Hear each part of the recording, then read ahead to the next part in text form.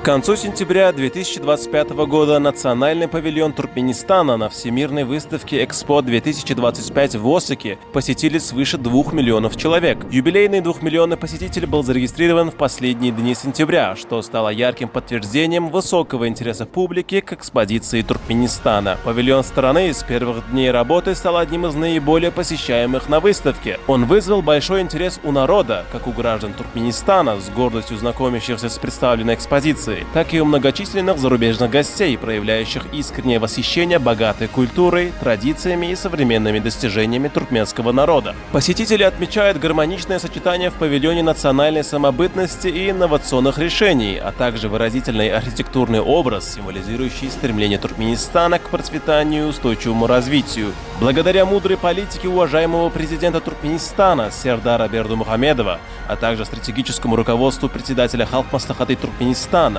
национального лидера туркменского народа Гурбангулы Бердымухамедова, Туркменистан уверенно демонстрирует миру свои успехи, укрепляя международный авторитет и формируя положительный имидж страны на глобальной арене. Организаторы павильона выразили искреннюю признательность всем посетителям за проявленный интерес и внимание, подчеркнув, что столь высокий интерес народа – это показатель возрастающего интереса мирового сообщества к современному Туркменистану.